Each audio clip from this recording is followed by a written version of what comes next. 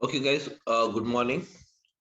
So, my name is Samir, and I'll be a faculty for this ADB. And when it comes to my experience, I'll just walk you through. I have around 10 plus years of experience in IT and on the clouds since the past 3 years. I'm working onto this cloud technologies. Okay, that's it. Working in some corporate. Okay, so guys, let us start with this now. So what is, before we go ahead, let us see. And guys, I want everyone to just have an interaction. So I want the session to be an interactive rather than me talking on a side. I want everyone to interact with me. Okay, guys. So let us start with this. So let us say here, Azure Data Engineering. What is Azure Data Engineering?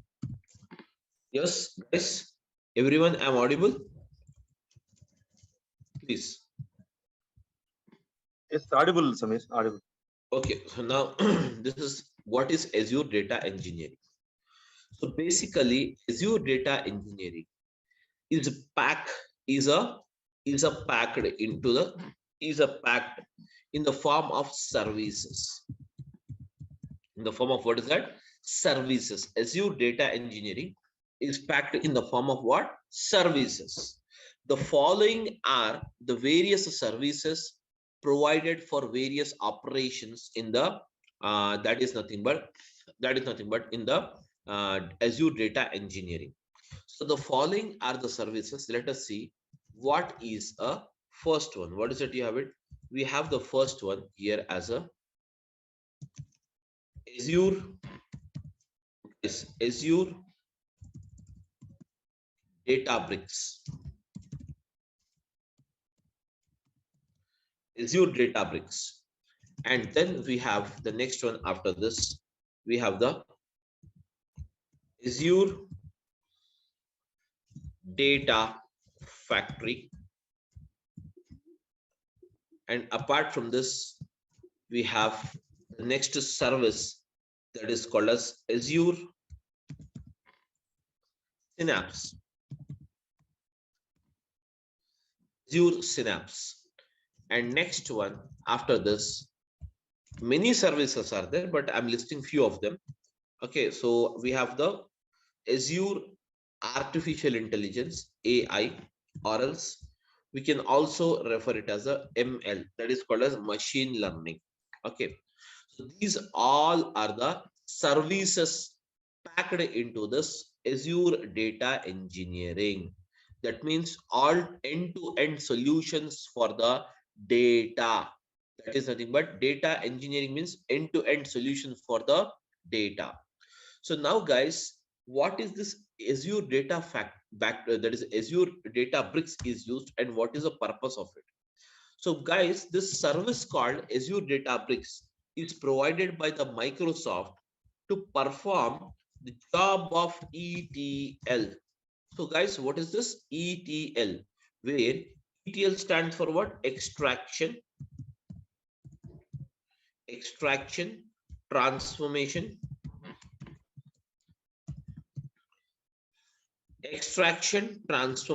okay, guys, extraction, transformation, and loading. So the Azure Databricks is provided for Azure Databricks is a service provided by the Microsoft within the Azure Data Engineering for the purpose of extraction, transformation, and loading. Guys, this extraction, transformation, and loading, what it is? Let us try to understand this first. So guys, this extraction, transformation, and loading is nothing but it is a process where, guys, it is a process where data is summarized, where the data is summarized, where the data is summarized, where the data is, what is that? Summarized. And this summarized data is used for decision making. these or this summarized data is used for what? Decision making.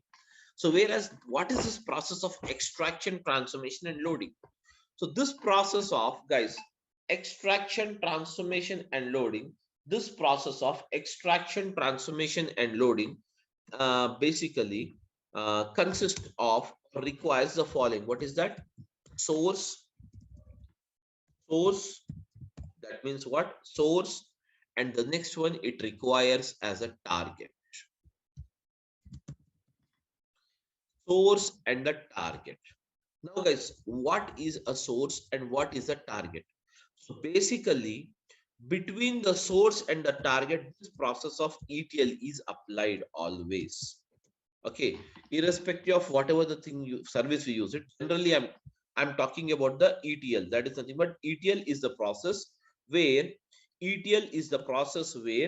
data, guys, ETL is the process. ETL is a process where the data is summarized. Okay, so what is the source? What is this target? Let us try to understand this, guys. Source is a place where we get the raw data. Source is a place where we get, what is that, guys? Raw data. And whereas this raw data is extracted as per the requirement in the process of extraction. This raw data is extracted as per the requirement in the process of extraction. And once the extraction means what? Picking up the data. Whereas after this process of extraction is done, the process of transformation is implemented. Transformation is the actual process where the data is converted into the required format by the customer. And once the transformation is done, guys, on the data or applied on the data is finally prepared and it is loaded. And it is what? Loaded. And where it is loaded? It is loaded into the target, that is called as a destination. Getting my point? Now guys, this is a bit technical. I want to simplify it and explain it to you. Okay, what exactly? Now guys, all of you are you able to hear my voice? Everyone, please come out. Yeah. So now guys, suppose you go to a supermarket to buy a vegetables. Tell me now, what are the different, that is, how many vegetables will be there in a supermarket? Let us say Reliance Fresh. You have been to the Reliance Fresh to buy the fresh vegetables. Now tell me, how many vegetables you have it? You will be having many, almost all vegetables you will have it. Am I right? So now guys, tell me a answer now. Do you purchase all the vegetables or you will purchase only those vegetables which is required for you?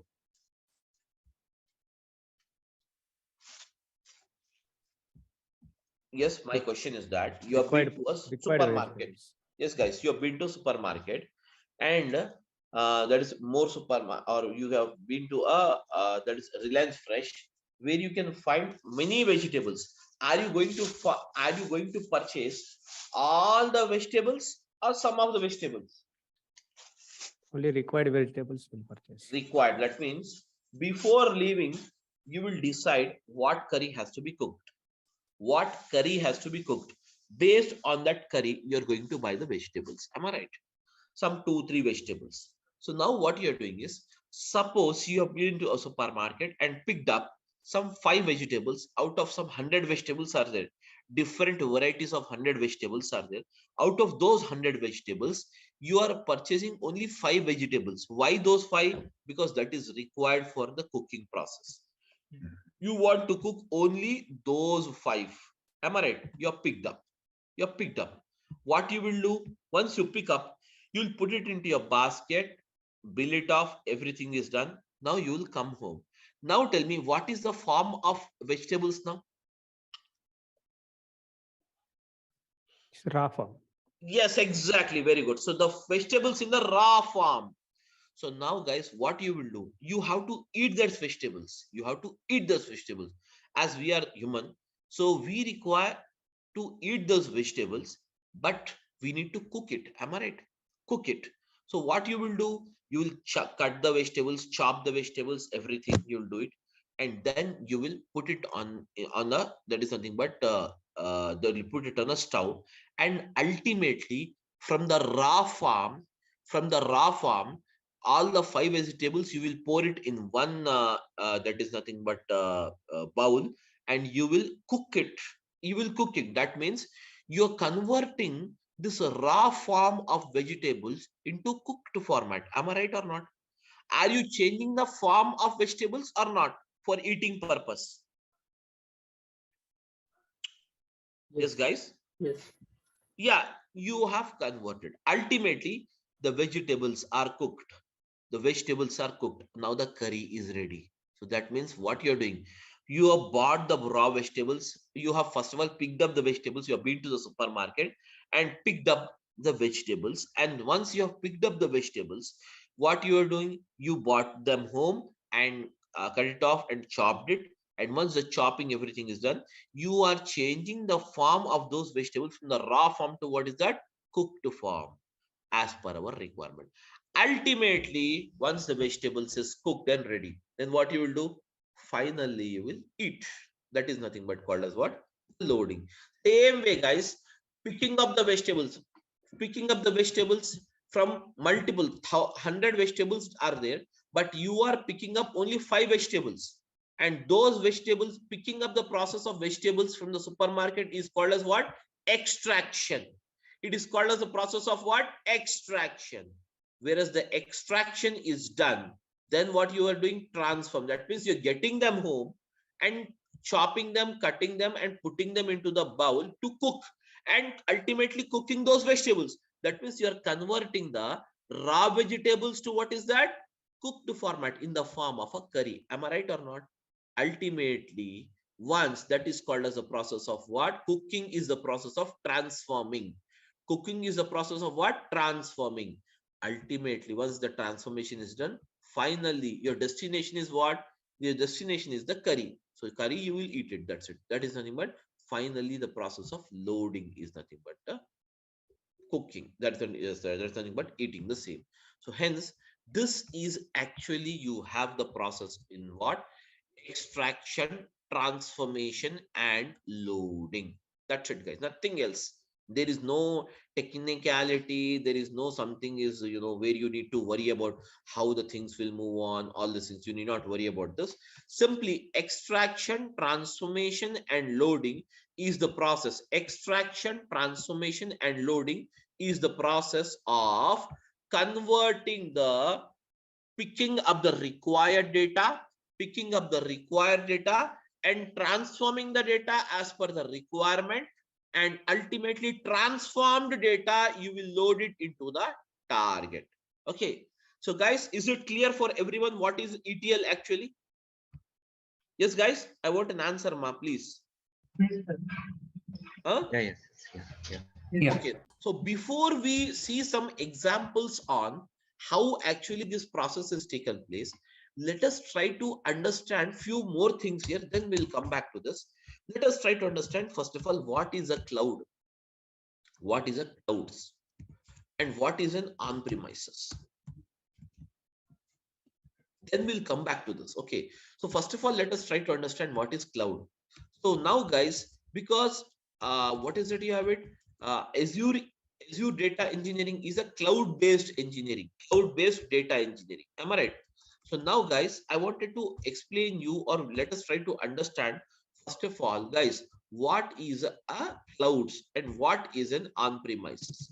Let us try to understand first of all what is a cloud basically. Okay, so guys, when it comes to this cloud, okay, just forget about this cloud. I'll just give you an example for this. Now, guys, you all of you are using the mobile phones. Am I right? All of you are using the mobile phones or not, guys? Yes. Yeah, I want a reply from every one of you. Please, guys, try to respond. Yes, are you using the mobile phone or not? Yes, we are. So now every one of us is using the mobile phone. Now guys, when it comes to this mobile phone, you in the mobile phone, we have some memory. Will it be there memory or not? Yes. Every mobile has some memory or not? Yeah. So now, what are the types of memories you will have in your mobile phone? Can you tell me? Yes, guys. Mobile SD memory. Yes, mobile internal memory and scan disk memory. That means you will have the memories in a mobile phone. You will have the memory in the mobile phone, such as what is that? SD card memory. So I'm writing it here. In mobile, you will have the memory. So that memory is called as mobile inbuilt memory. Am I right? With every default you purchase a mobile phone, you will get mobile memory as a free. Am I right? Mobile memory as free. Apart from the mobile memory, guys, you will also have you will also have, guys, you will also have a memory that is called as SD card memory. What do you mean SD card memory, guys? SD card memory is nothing but scan disk card memory. That means, suppose every mobile you are getting it with a 16 GB internal storage memory. That means this 16 GB, guys, this 16 GB is a default memory. That means in your mobile phone, you can store up to 16 GB memory. Whereas if you require to store more memory, rather than thus we want to store one more, that is nothing but 32 GB of memory you wanted to store it. For that, what we do, we buy an external SD card and we will just put it in your mobile phone. Okay, put it in your mobile phone, and from that point onwards you can use this memory of 32. So now tell me, totally what is the amount of memory you have it in your mobile phone now? 32 plus 16. Guys, tell me now. 32 plus 16 means what? Guys, 48 32. GB. 48 GB. Very good. So 48 GB memory. Totally, you can store up to 48 GB memory now in your mobile phone along with SD card. Now, the question is that now the further I have some more videos and photos, etc., which is amounting to around 100 GB. 100 GB. Let us assume amounting to around 500 GB. Now tell me, how do you store this 500 GB memory? You already utilize the 32 GB, you already utilize the 16 GB memory. You have to store more 500 GB memory is required now. So now tell me, guys, what is the way you adopt it? Just think generally, because we do it in the daily basis, this kind of job. Tell me now. OneDrive or Google Drive you put. Very good, very good. So that means you will now you will take the support of a Google Drive. Am I right? Google Drive. But the problem is that Google is also providing you by default 15 GB as a memory. Am I right? Huh? 15 GB of the memory by default Google is providing to you. But now you have to store 15 GB or 500 GB, guys? 500 GB. So now what you have to do, tell me now. Tell me, guys. Yeah, please. Guys, please tell me, ma. Did you get my question? What I mean to tell you? If you get the question, just simply say yes, or else I'll repeat the question once again. My question is that I'll repeat the question once again. My question is that now my mobile memory already has 16 GB memory, and SD card I have installed it. I've put some SD card and it has the 32 GB memory. Totally both the memories amounting to 48 GB, but I have some more 500 GB memory to be stored. So for that, I took the support of Google Drive, and Google Drive is providing only 15 GB memory. What is the alternative for me now? External hard disk. Huh? External hard disk. External hard disk, that is fine. Okay, but I want the data. Okay, no problem. One more way is that you can ask the Google. That is fine, that is very good. Okay, but here the thing is that you can ask the Google to increase the size. That means from 15 GB I want 500 GB. So Google is providing Google will provide you 500 GB of memory. free of cost or they will charge something for it? They'll charge something. They They'll will charge. charge. That means after 15 GB, even if you store 0.1 MB also, okay, then it is going to charge you. So you can buy the space on the Google Drive by paying some cost. Now, guys, totally, I bought it. I bought this one also. Everything is done now. Totally, the amount of memory. What is that amount of memory I have? 548 GB memory. Totally, I have it now. Totally, how much memory I have it?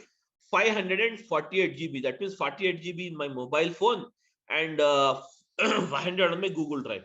Now, one fine day, I lost my mobile phone. One fine day, I lost my mobile phone, guys. That is my query. Now, my query is that when I lose my mobile phone, so I could not able to trace it off. Now, the question is that I bought a new mobile phone. I have to buy a new mobile phone. Hence, I bought the new mobile phone.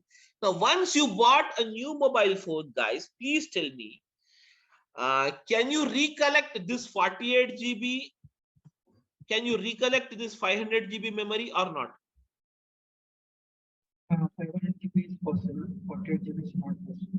Yes, exactly. Very good. So we can say that 500 GB, you can recollect it by just using the synchronize option. You can just log in with your mail ID, enter the password, and in the same way, you can recollect it. But what about the 48 GB? The 48 GB memory is lost with the mobile phone because this memory is called as physical memory. Am I right? This memory is called as what? Physical memory. Physical memory. So hence I cannot recollect it. Whereas the memory or the data which is stored on the Google Drive can be recollected. So we can say that the Google Drive, we can call it as a cloud. Am I right, guys? Everyone? Google memory is called as what? Cloud memory. Google memory is called as what is that, guys? Cloud memory, cloud data memory. It is called as what? Cloud data memory. Cloud data memory. Whereas the physical memory of your mobile phone, we can refer it as what? On-premises memory. Am I right, guys? I can refer it as what? On-premises. So now tell me, what is the drawback, guys? Now tell me, what is the drawback you have? What is the drawback you have between on-premises memory and cloud memory? On-premises memory, once you lose your mobile phone, you cannot recollect it. But the same can be recollected using the cloud. Am I right or not? So now this is the drawback. You have it in the on-premises data. So now, guys, just for 548 GB, which is required for us, now what we have done, we took the support of the cloud rather than taking the support of the mobile phone. So in the same way, what you have done, tell me now, what you have done? That means you have moved physically, guys. You have moved physically from the cloud, from the physical mobile phone memory to what is that? Cloud memory. That is called as Google Drive memory. Am I right or not? So nowadays, every one of us storing the data in mobile phone inbuilt memory, or we are storing it data into the Google Drive, guys? Tell me now. Huh? Google Drive. Most of us, every time, we will store the data in the Google Drive. Am I right, everyone? So why do you store the data in the Google Drive? Tell me now. You can recover. Yes, can recover it. Suppose tomorrow you have traveled to other country, suppose United States of America, and did not take your mobile phone now. Now what happened is, as you did not take your mobile phone and you are there finally into this some United States of America. So can you get this Google Drive memory resaved to your mobile phone in even after reaching the USA? Tell me now, guys. Yeah. Of course, that means the access is possible even irrespective of the location. So we can say that we can access this data which is stored in the Google Drive from anywhere in the world. Am I right? From anywhere in the world without worrying about the physical location where my data is stored. The same way, guys, tell me now, actually Google Drive is stored where? The Google Drive stores the data into the cloud environment. Into what is that? Cloud environment. So cloud environment is what? Ultimately, cloud environment is nothing but ultimately it stores the data physically into the data centers. Every cloud provider has the data centers, and now in these data centers the entire physical data will be stored. In this data centers the physical data will be stored. Am I right, guys? Everyone? Okay. uh Somebody just put it yourself in mute mode. I think there is no issues from my end. Yeah, guys. Okay, now fine now. So now I think the voice is background voice is not there. It's fine now. Okay, guys. There is no disturbance now, I think, from the background. Please say yes. Yeah, it's fine now. So now, guys, now, so in the same way, guys, here you have a cloud and on-premises. Cloud means what? Cloud is nothing but storing the data onto the Google Drive is your cloud environment. And now, guys, on-premises is nothing but storing the data into your mobile phone physical memory. Mobile phone memory. Mobile phone memory is called as what? On premises. Is called as what, guys? What is it called as? On premises. Am I right, guys? So now, guys, as we are an individual, still we wanted to save the data. Still we wanted to move it our from the physical memory to what? Google Drive memory. In the same way, lot of the corporates, many corporates, now what they are doing is they are planning or they are moving from the physical data to what is that? Cloud data. So for that, many cloud providers has come out. Many cloud providers has come out to provide the support for it. So for that, the following are the cloud providers we have it. What is that? The first one is called as what? Azure.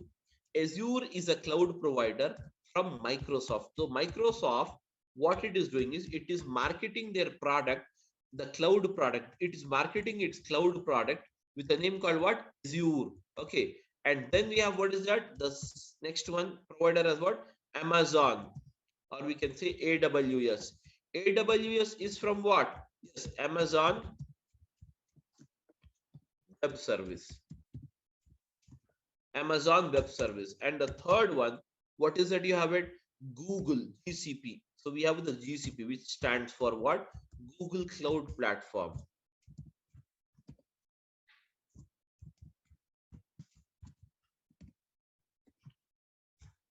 Google Cloud Platform. Okay, guys, Google Cloud Platform. Then afterwards, then we have what is that?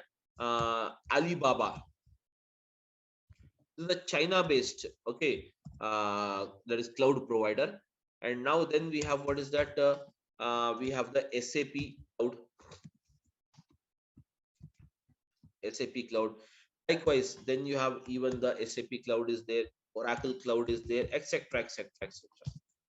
These are all the cloud providers. But whereas the market leader is the two or three, first three are the market leaders. And number one is the Azure. Number one is the Azure in providing the cloud services. So now, guys, these cloud services are basically classified or divided into three categories. These cloud services are basically classified or divided into three categories. What is that? First one is called as what? EAS. EAS means what, guys? EAS stands for what? Infrastructure.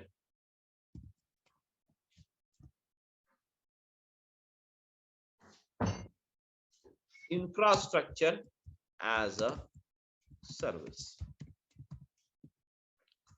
And then you have what's that? PaaS. PaaS stands for what, guys? PaaS stands for what? Platform as a service. Then, guys, third one is CaaS. CaaS stands for what, guys? Software as a service.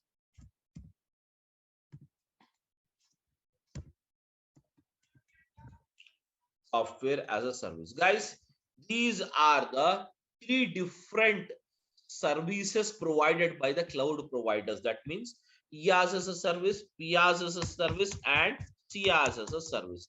These are the three categories of services provided by the cloud providers. Getting my point? So now entire cloud service is classified or built according to these categories: IaaS, PaaS, and CaaS. Infrastructure as a service means what, guys? Suppose just now we have discussed that you require 500 GB of data to be stored. That means you require what? Space on the cloud. Space on the cloud to store the 500 GB data. Am I right? So whereas this all storages, suppose you require, what is it? All the storages, how much storage you require it? 500 GB or 1000 petabyte, okay, petabyte. So all these, okay, all these, can you see here? All this is the responsibility of the that is nothing but the cloud provider, and it provides this service in the form of what? Infrastructure as a service. Now guys, you require a RAM, random access memory. You require a RAM speed of let us say 56 GB. So now guys, you need not buy an external RAM, anything. Simply you need to inform your cloud provider that this is the RAM speed you require it. So he will set it for you. So you need not worry about the physical components or the physical parts now. Getting my point? Next, after this, platform as a service. Suppose guys, suppose. What is platform, guys? What is platform? Platform is generally a type of an operating system.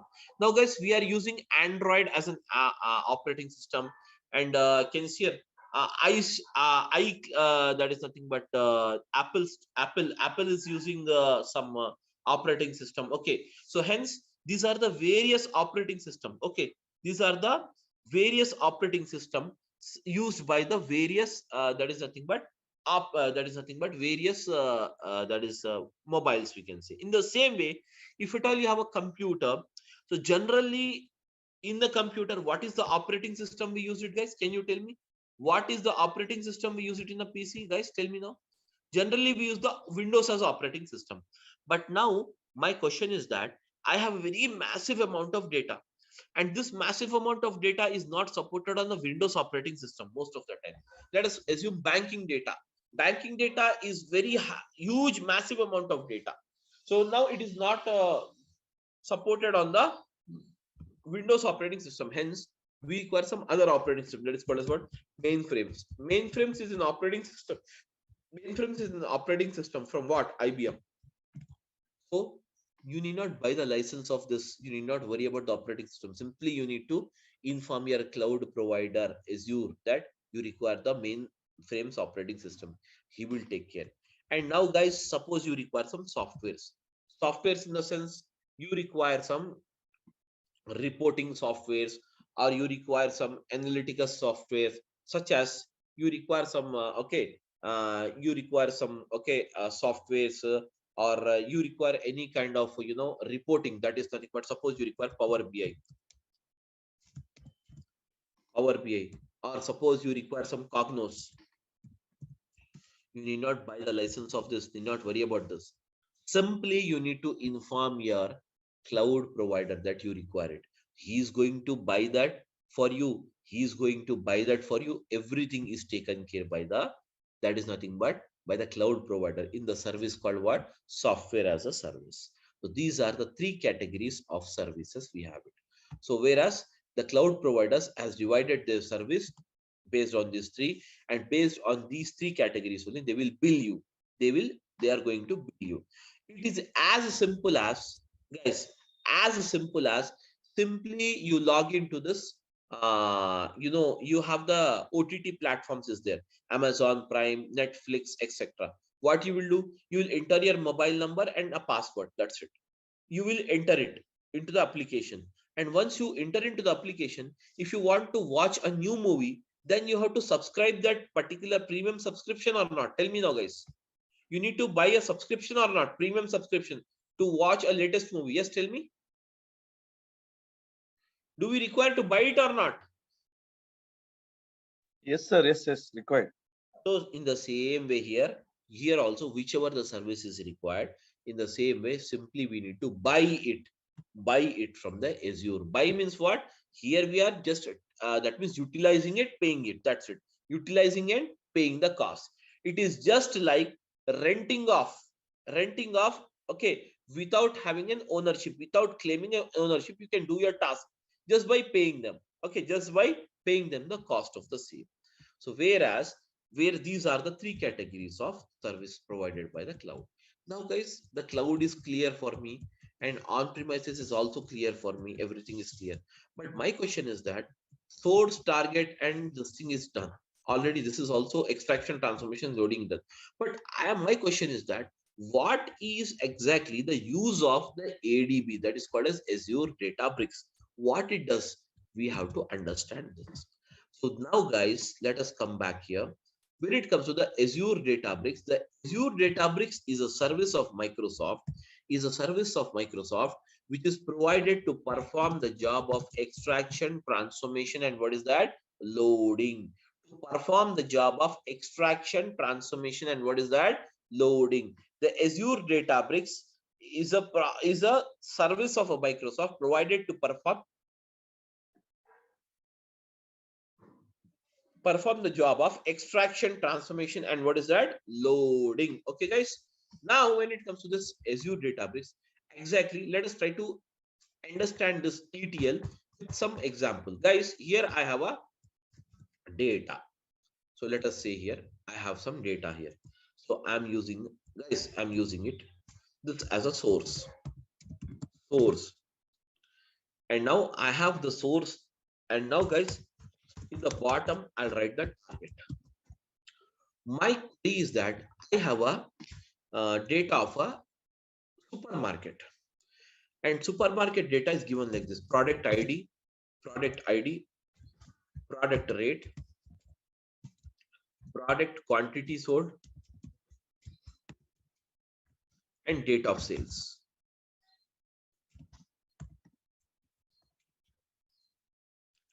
Now guys, some this you can see here.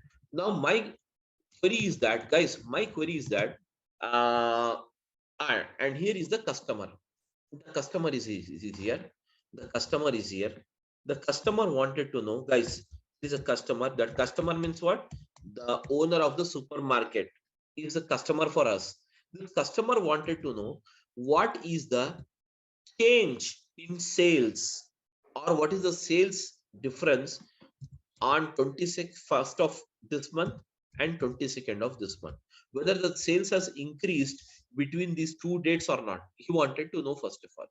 So guys, first of all, to know this query or to report him the same to the customer, what is that you require it? You require the source, and the source consisting of the following information. What is that?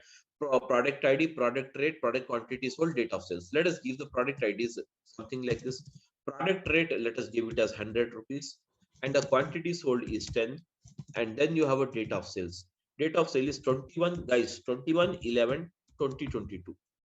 And then you have the product something like this, okay, product ID, and the rate is 200, and the quantity sold is 05, and now the date of sales is 21/11/2022. And then I have something like this. So I have 500/02, and now guys I have 21/11/2022. Now guys, this is the thing we have it. First day, that means what? 21st data is already recorded. Do we have 22nd data? No, we will write the 22nd data. So as you wanted to write the 22nd data, simply what I will do is I'll copy this information and I'll paste it here. Okay, that's it guys. Let us see it here how to make it. So simply copy this information and I'm pasting it the same information.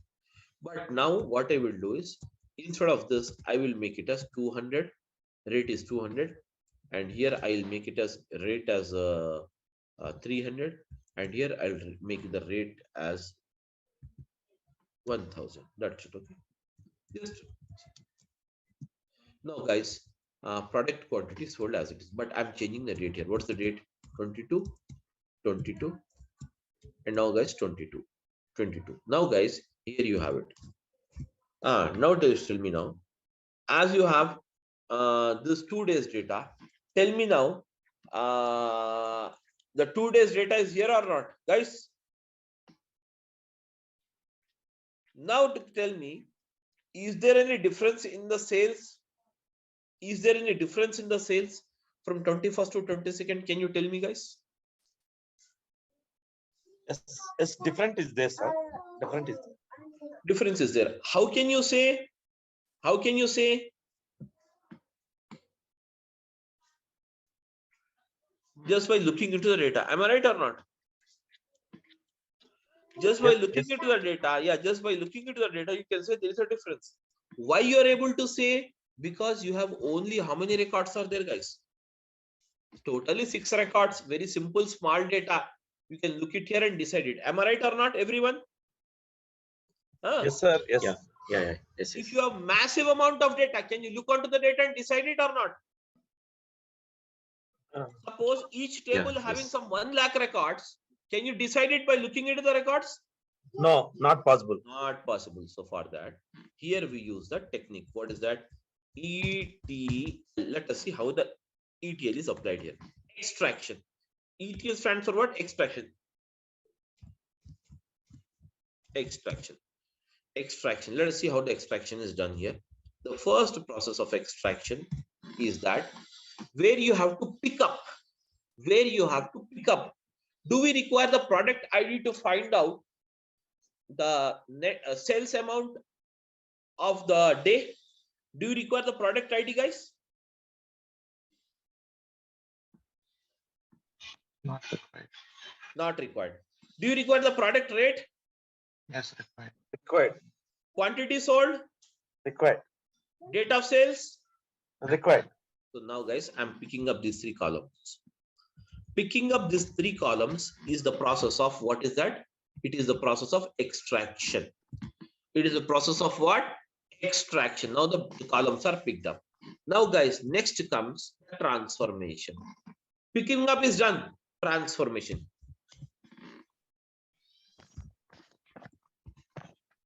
Now in the transformation, how can you find out the net? You want to find out the net sales amount each day. So to find out the net sales amount, do we need to perform some arithmetic operations on the data or not? That means some mathematical calculations is required or not? Yes, sir.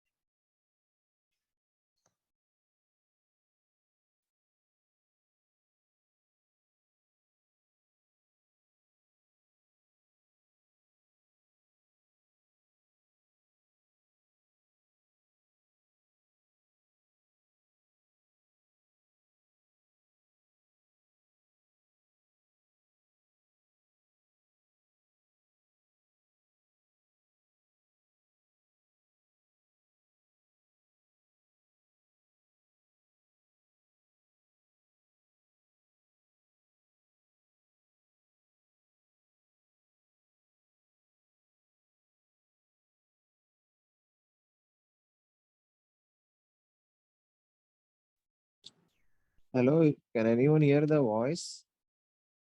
Yes, yes. Sir, screen is not visible. Actually, he's left. He's left. Maybe he's facing network issue. Okay. Shamir is not there.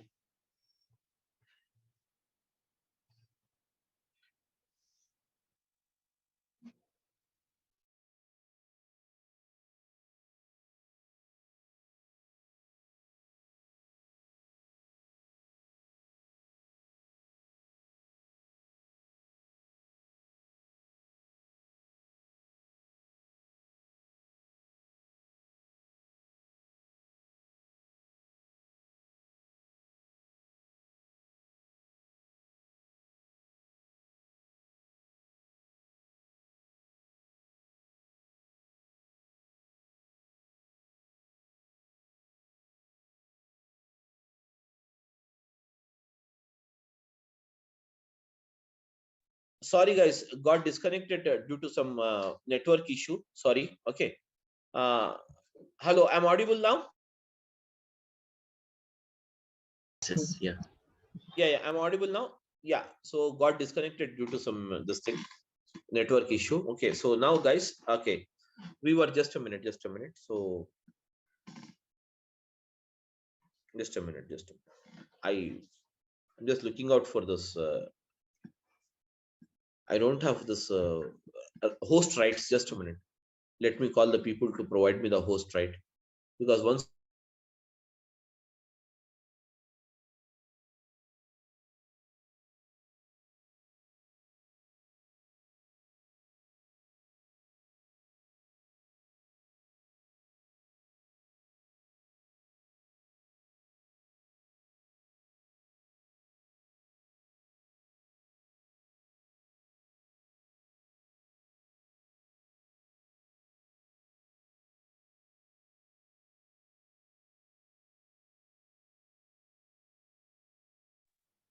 Because you can provide a host rights to Shami. Might be what is the host.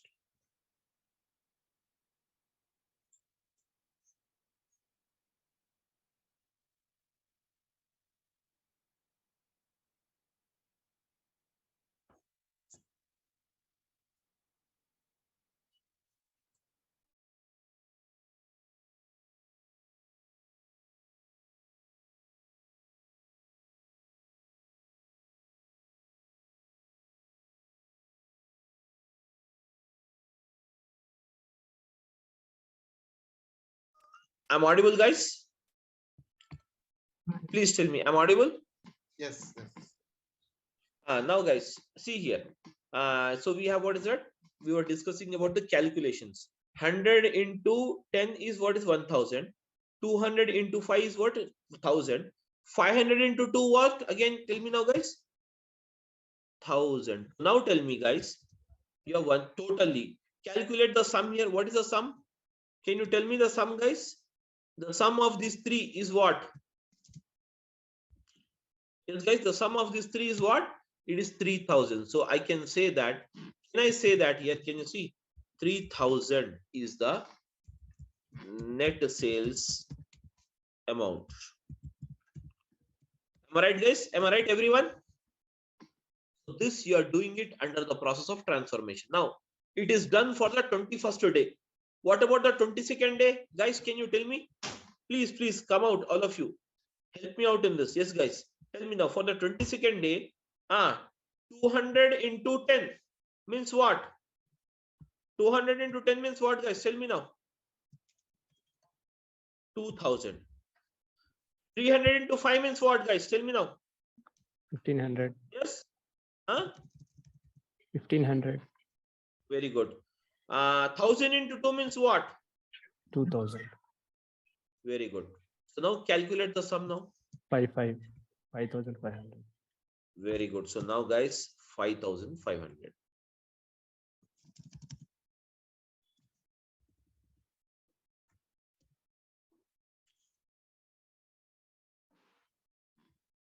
$5,500. Now, guys, this is the net sales amount. Now, guys, this process is called as a transformation process. It's done now. Finally, you will be loading. Where you will be loading the data, guys? Tell me now. Finally, you will be loading the data into the target. So how will I load the data? I will load the data like this. See here. I'm loading the data. So net sales amount underscore sales underscore amount. Net sales amount is what, guys? Tell me now. Net sales amount is what? 3000. And now for which date it is? So I'm declaring one more column here. Oh yes, that is date of sales. Date of sales is, I'm using it as 21/11/2022. And then we have, what is that, guys? Tell me now. 5500, and it is on 22nd/11/2022. Now, guys, this particular thing, that is nothing but called as output. Now, can you see here? This entire thing, what you have done, guys? Can you see this entire thing? What we have done? We have transformed this much data. Can you see here? This much data of two tables I have transformed into one table and in the summarized manner. So this data you can report it to the customer, stating that this is the difference of sales between 21st and 22nd day of November 2022. Am I right, guys? Everyone? This process is called as the process of what?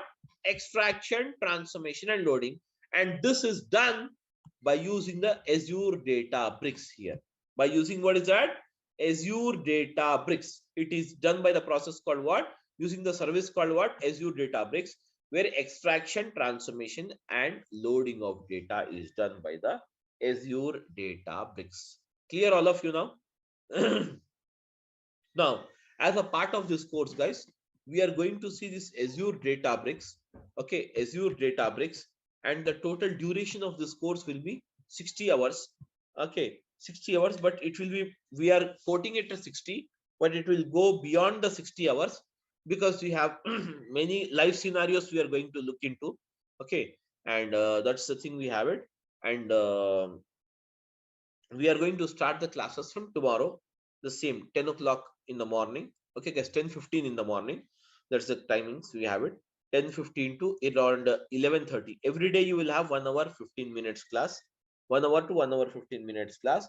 And next, after this, guys, when it comes to this, the classes after this, even the resume planning and everything will be given to you as a support. Okay, and contents brochure, you can check it. Okay, Azure Data Factory and Azure Databricks both are used for the same process, but Azure Databricks, here you can use the it is called as CUI that is called as character user interface, where you need to use different languages: Python, Scala, R, and SQL. These are the 4 languages used in the bricks, Azure Databricks. Whereas in the Azure Data Factory, it is totally a menu driven. It is totally a menu driven. Both performs the same job. Both performs the same job, but this is a menu driven, and this is a that is nothing but the code based. You have it. Okay, so that's it about this thing. And every day we will have the class 1 hour to 1 hour 15 minutes, and Saturday, Monday to Saturday, Friday, you will have the classes. So generally Saturdays and Sundays I don't take the classes. If it is required to cover up the portion, then we will continue on Saturdays, guys. That's the only thing we have. Okay. So now you can ask me any questions if you have. Please go ahead. Sir, like I just wanted to know, there is coding part is there in the curriculum, so we need to learn coding as well. Yes, of course. Coding means whichever it is required, we will discuss it in the class itself. As such, separately, you need not learn the coding somewhere going outside. Okay. So what is that? I will explain you. That will be easy only, not so tough enough for people, what the people think. Okay. So we will be seeing here the coding in 4 different languages. See, there is SQL, Python, R, and Scala. I'll write the coding. Yeah. Sir, like what is PySpark that I'm hearing a lot about? See, PySpark is basically Python and Spark together. It is called as Spark, PySpark.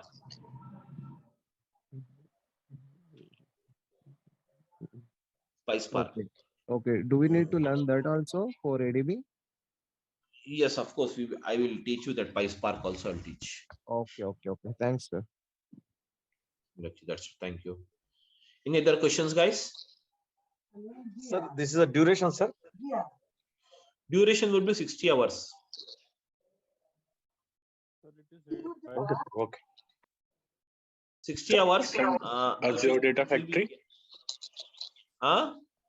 Is it required to learn both Azure Data Factory and Azure Database It for basically industries? there is see guys, there is no connection between Azure Data Factory and Database. If you learn it, that is up to you. If you don't learn it, then also no problem. You can get the job individually on Azure Databricks as well as on the Data Factory. These are 2 different services you have it. Okay. Sir, if there any deployment process are you explaining, sir?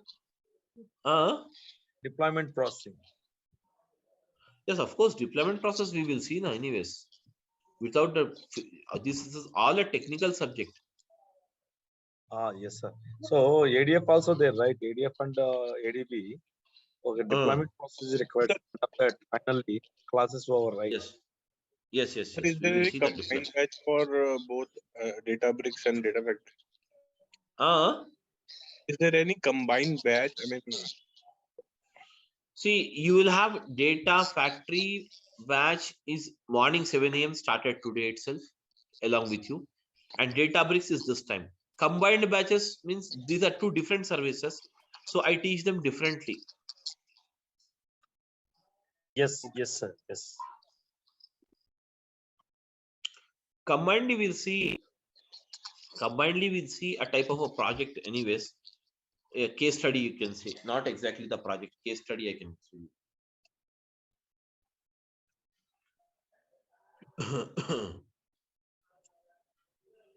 See, basically, when it comes to the data, someone is typing. So what is that? Monitor, optimize data storage, data processing. All this is covered, guys. And whatever the training we are going to look into, it is basically okay. More than enough to write a certification also. Certification for ADB whenever you want to write it. Okay, this is enough. So as a part of even the that is nothing but everyday videos will be provided to you.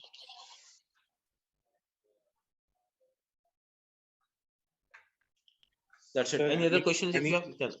any batch for the evening?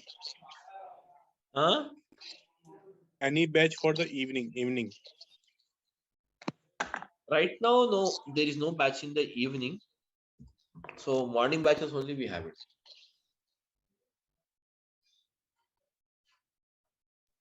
It's there, one batch is there, but it's already started 12 to 14 days back, it has started already.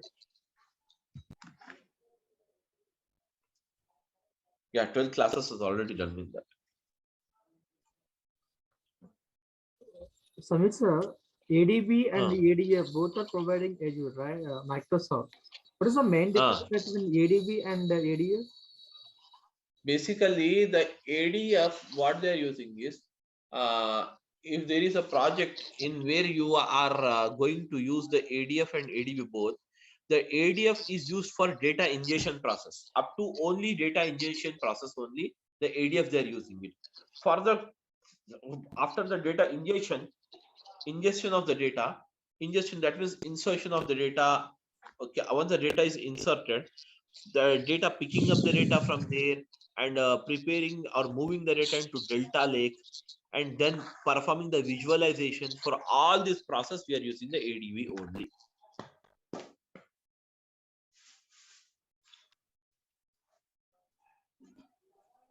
Okay, got it. Yes, any other questions, guys?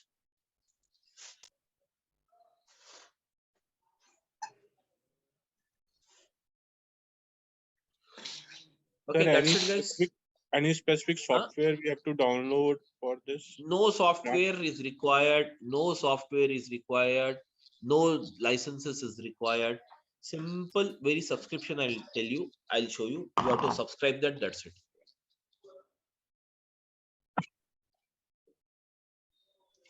No software, no piracy, nothing is there. No piracy, Yeah, no but it is asking some card, credit card number asking. Yeah, credit card, obviously. That is for free subscription. It will take you, it will charge some 2 rupees from a credit card. And the free subscription will be valid for 30 days. Okay. And after that, you have to go for pay as you go model. That pay as you go model will not cost you if you based on your usage only. It is just like pay as you go means it will not charge you more than 700 to 800 for an individual. So okay, because we are working on, because we are working on an type of an organization. Then even I'm taking multiple batches. Even then I'm not getting the bill more than 2,000 rupees per month, 2,000 to 2,500. But there is a technique for saving this. That is nothing but how to save the cost and all. I will that is anyways tell you those techniques. So if you follow that, that's not a problem for you to make out. That's the thing. Yeah, can you providing that license code in per for practice purpose. Huh? Yeah, can you provide license account? Sorry, can you providing account so but for a practice purpose? Account, you can take it. It's not me to provide you. You can take it directly. I'll show you the way how to create account. Everything I'll show you. Yeah, okay.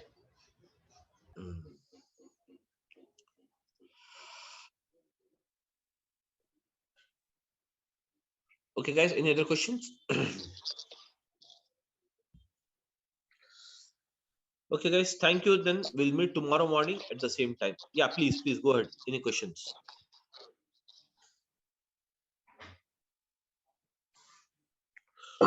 Okay, sir. Bye. Okay. Thank you, guys. We'll meet tomorrow. 10:15. Okay. Thank you, everyone. Thank you. Yeah, thank you. Bye. Yeah, thank you. Thank you. Bye. Okay, so now let us start with this.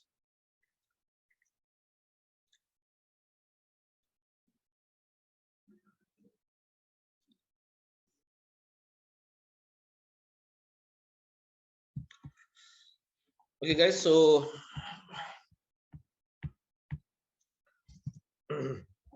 let's start again, and just we'll begin the introduction part today.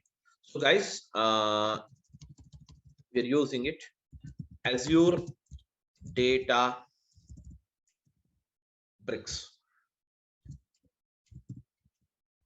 Okay, we're using the Azure Databricks. So basically, what is Azure Databricks? Guys, the Azure Databricks is nothing but it is a cloud-based service. Cloud-based service provided by Microsoft. It is a cloud-based service, guys. It is a cloud-based service provided by Microsoft. So Azure Databricks is a cloud-based service provided by Microsoft. It is a cloud-based service provided by Microsoft to perform the job of ETL. So now, guys, what do you mean by ETL? Guys, the ETL stands for, yes, the ETL stands for, already I told you yesterday, ETL stands for what? Extraction. Yes, extraction, transformation,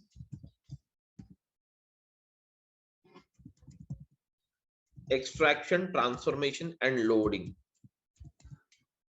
Extraction, transformation, and loading.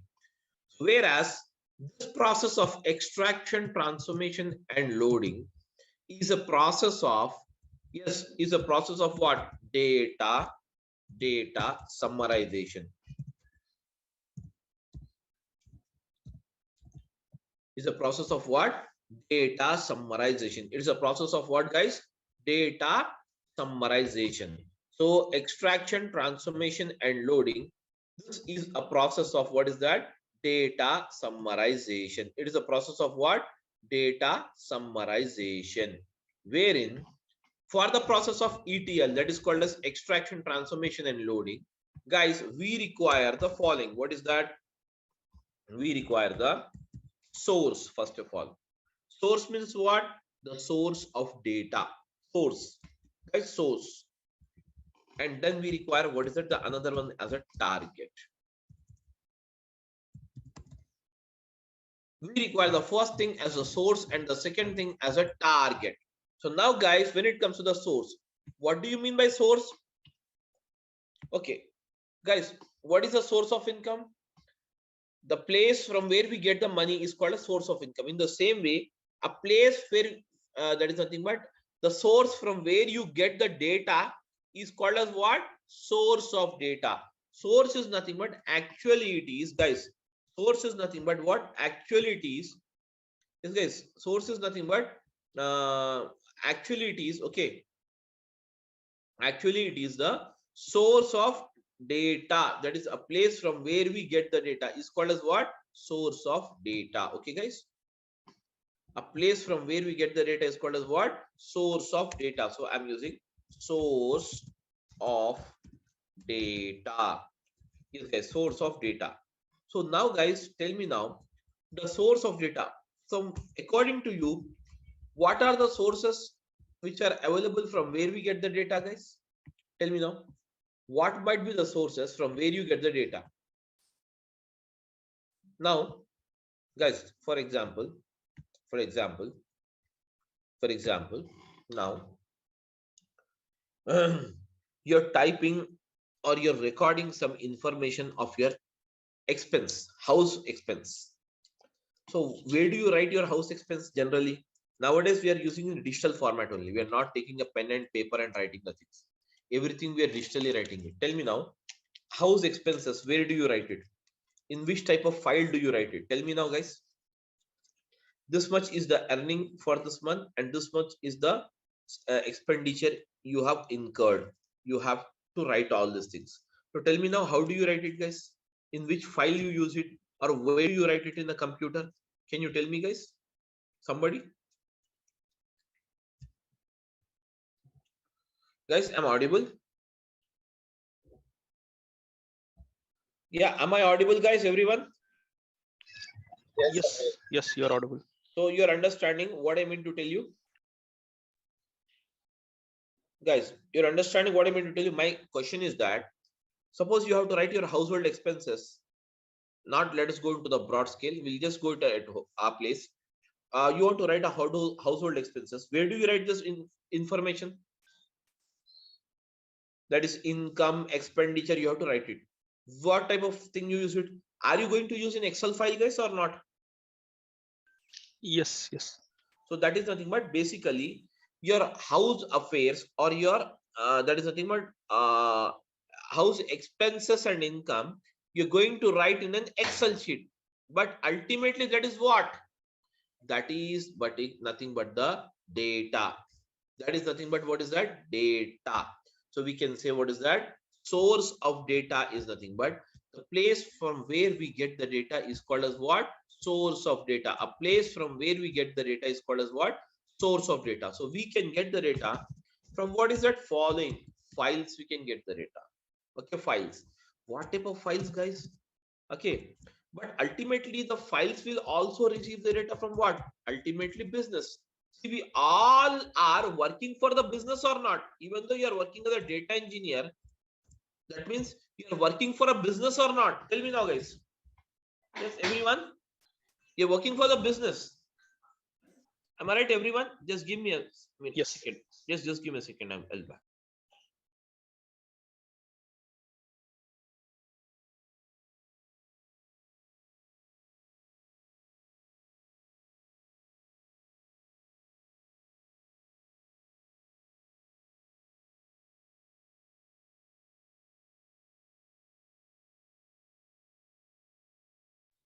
Okay, sorry. So guys, we all get the data. We all work for the business only. Though though we are working here, suppose you're working as a data engineer in an IT sector, that means, are you working it for a business or not? In fact, that means you will get the data from the business. From the business entities only we get the data. Am I right, guys? From the business entities only we get the data. Whereas this data is recorded in the form of what is that? Files. In the form of what is that? Files. So what are the type of files you have it? Guys, what are the type of files you have it? The files are the following. So we can have, what is that? Yes, guys. We can have what are Excel files. Excel files. Excel files. And we can have, what is it? CSV files, which stands for what? Comma separated value files. Okay. Comma separated value files. And Excel files, comma separated value files. And you have, what is that? JSON files. JSON stands for what? JavaScript object notation files. Okay. And then afterwards, what is it? You have it? Excel file, CSV file, comma separated value files, JSON files, and you have the Parquet files. Parquet files.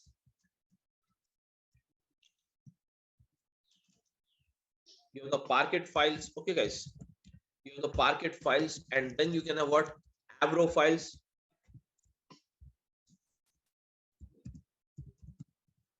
And then we can also have what's that? ORC files, various type of files. That means we get the data ultimately from the business, and this business will be recorded in the type in the form of what? Files. Excel files, comma separated value files, JSON files, Parquet file, Avro files, ORC files. Anyways, you don't worry about the files. Once we get into the subject, I will explain you about each and every file. You don't worry now. Okay. So this is nothing but the data we get it. From where? From these files, what we do from these files, guys. From these files, we get the data. From these files, guys.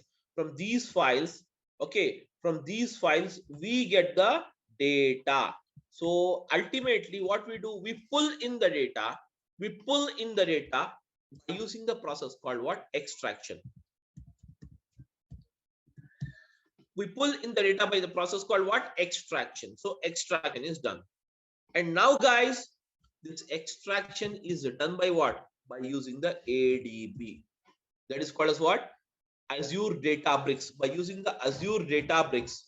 By using the Azure Databricks, guys, by using the Azure Databricks, we perform the process of extraction.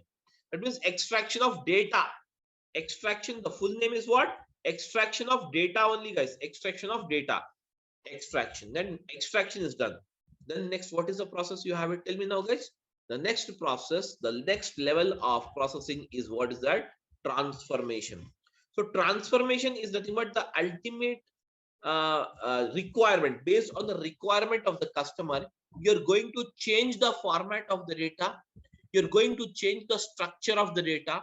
You're going to design a new structure of the data. Am I right? This is called as what? Transformation. And once the transformation is done on this data, ultimately the process of loading will be taken place.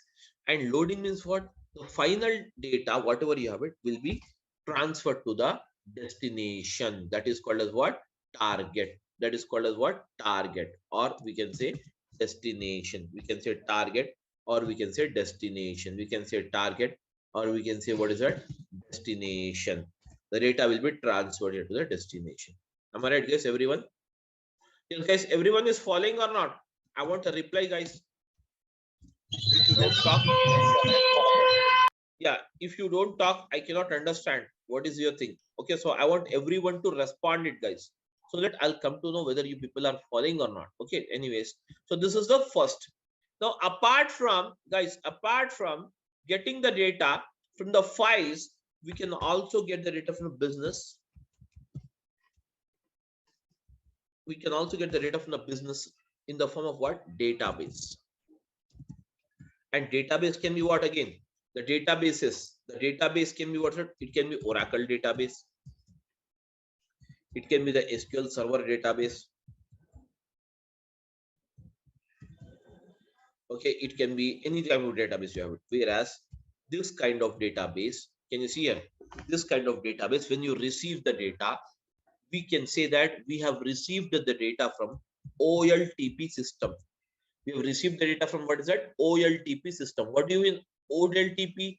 OLTP stands for online transaction process. Online transaction process. That is called as what? OLTP system. Okay, OLTP system.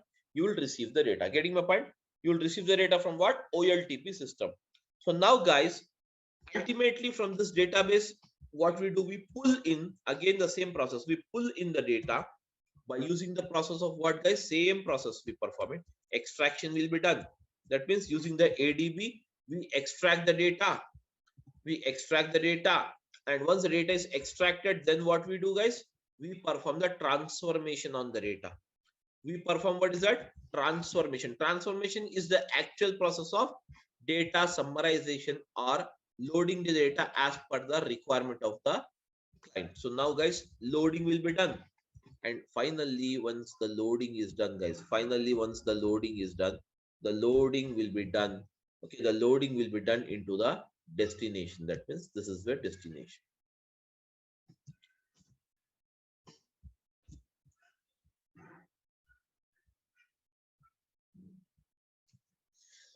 This will be your destination. Getting my point?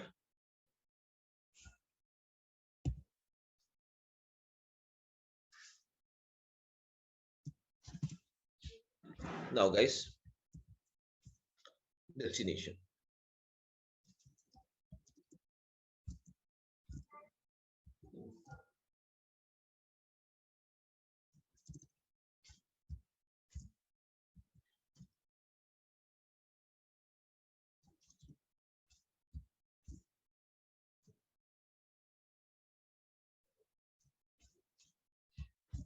Destination. I'm linking up just to show you guys, these all will reach the destination like this. Finally, the data reaches the destination. Target is nothing but guys, it is called as what? Destination. Destination. Okay, now next one. Apart from this, guys, apart from getting the data from the businesses from the data into the databases or into the files, we can also get the data. Everyone, we can also get the data, guys. We can also get the data from another way. It's called as what? From the business only, because we all working for business. We get the data, business data only. We get the data in the form of what? Live streaming data. Live streaming data, such as, guys, live streaming data means what, guys? Stock market data, live streaming data. Suppose that is India versus Pakistan match is going on, you will get the live streaming. Am I right or not? Yes, guys, that is all called as what? Live streaming data. Even the live streaming data we pull in here as it is. The live streaming data also we pull in here in as it is. And this process is called as what? The process of, again, extraction. We perform the extraction on this data. So can you see here, we perform the extraction on this data. And once the extraction is done, then what happens? Again, the process of transformation will become. So what is the process of transformation? Transformation is the actual process of, yes guys, transformation is the actual process of what? Data summarization. Transformation is the actual process of what? Data summarization. And once the data summarization is done, guys, finally what we do? We load the data into the target. We load the data into the target, guys. Okay. So now this all data, whatever you have it, that is source data, destination data, or whatever the data you have it, finally will be recorded into the target. That is called as sync system. In Azure, it is also called as what? The destination is also called as what? Sync system. Sync. This is also called as what? Sync system, guys. Okay. It is also called as what? Sync system. Sync system. Okay. So now can you see here? This is how we get the data here. Ultimately, we get the data from what? Various sources. Ultimately, we get the data from what? Various sources. And from these various sources, what we do? We extract the data, we transform the data, and we load the data into the target. Everyone. Okay. So this, all this can see extraction, transformation, and loading will be done by using the service, guys. This is a service. ADB is one service. ADB is one service, guys. Likewise, you can also have, what is it? ADF is the another service. Likewise, you can have Synapse as the another service. These are the various services. We can do it. Okay. Whereas, can you see here, guys? This is how exactly things works off. Okay. Here, everyone is following or not, guys? Yeah, I want a reply from all of you guys. Yes, sir. Yes. Now, next after this, now guys, next one, let us see exactly what exactly the big data is. Big data. Now, guys, what is a big data? Big data is nothing but whatever the data you're getting, this data, this is called as big data only. The data from the business, whatever you're getting, is called as big data. So just understand, big data means not a very great concept, something, you know, where you need to get confused. It's not like that. Big data, just split it, guys. Split it. Big means what? Huge, na? Huge or massive, you can say. Data means what? Information. So we can say that huge information. You can say, what is that? Huge information, massive information, huge information, or massive information. Huge information or massive information is called as what? Big data. Big data. okay, where you have a massive amount of information, is called as what? Big data. Ultimately, we get the big data from what is it? All these businesses only. But what is that business? What are the sources you can see? Let us see for that. Actually, types of source of big data. Now, guys, types of sources of big data, types of sources of, okay, types of sources of big data. Okay, sources of big data. The first one from where you can get the big data, that is called as what? Social networking sites. Social networking sites. So what is the social networking sites, guys? Social networking sites are nothing but you have the WhatsApp, you have the Facebook, you have the Twitter,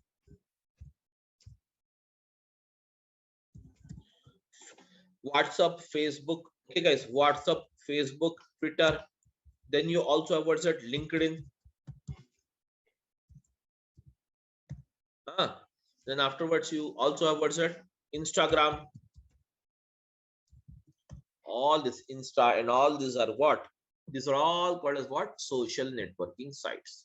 These are called as what? Social networking sites. So the social networking sites are basically referred as the major source of getting the big data. Major source of getting the big data. Getting my point? Next one after this, guys, you have the second source. So what is the second source? We can say second source as the banking application. So across the globe, the banking application is the major source, considered as the major source, guys. Banking applications are considered as the major source of getting the big data. The banking applications are considered as the major source of getting the big data. Major source of getting what's that? Big data. Major source of getting the big data. Suppose you go to a bank and get an entry done. So in your passbook, you have made some entries. That is some cash withdrawal entry and some deposit entry and some online transfer entry, some purchase entries, some entries you have made it. Okay, that means some transactions you have done it. So, but can you see here in this passbook, as you have made only 3 transactions, but it will give you some 7 to 8 lines code. Am I right? 7 to 8 lines it will print. Balance it will print, deduction after the debit balance. So that means type of data. That means banking data is considered as a massive or huge amount of data across the globe. Getting my point? So we can get the data, the big data. We can also get it from what? Banking applications. That means this we have discussed as a business now. Business means what? It can be social networking site, which is a one type of business. Banking application is the another type of business from where we get the data. Okay, then we can also get the data from what is that? Machine generated data. Machine generated data. So what do you mean machine generated data, guys? The data which is generated by a machine. Suppose you have a CT scan machine. Suppose you have a CT scan machine. Okay, so it scans of the human body, whereas the CT scan machine or MRI machine, okay, MRI scan or CT scan machine, whatever the machines you have it, okay, and then we have what's it? MRI, okay, scan, or else we can also have what is that? CT scan, MRI scan, and even the ECG machines. Okay, these are all the machines which generate some data. Am I right, guys? These are the machines which generate some data. Am I right, everyone? These are the machines which generate some data, whereas even these machines, can you see here, generate some data. So this kind of data is also considered as the big data. That means a massive amount. The CT scan machine generates a very massive amount of data. So that is nothing but called as what? Machine generated data. Any that is machine which generates the data is called as what? Machine generated data. That's it. Okay. Then afterwards,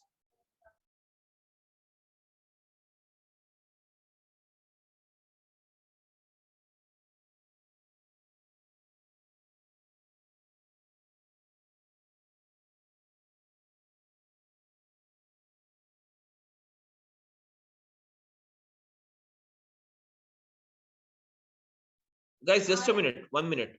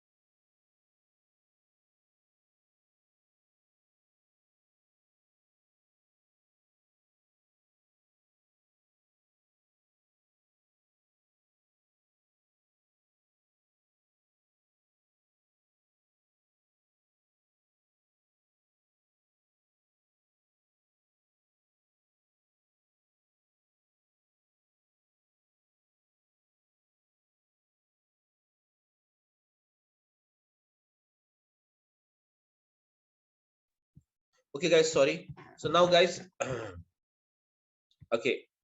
So now, guys, after this, okay. So now, can you see here? This is nothing but the can you see here some that is machine generated data. After that, the fourth one, what we can consider here is okay. That is called as what? IoT sensors, Internet of Things. Okay, IoT sensors. We get the data from what?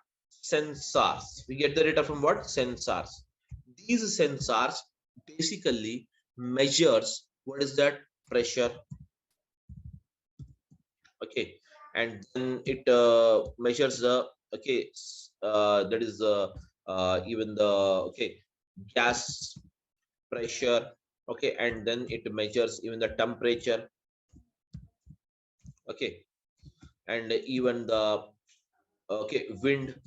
All these are the sensors which basically measures, but these sensors, how it generates, these all are, will be connected to computers, to required computers. So this computer generates the data here.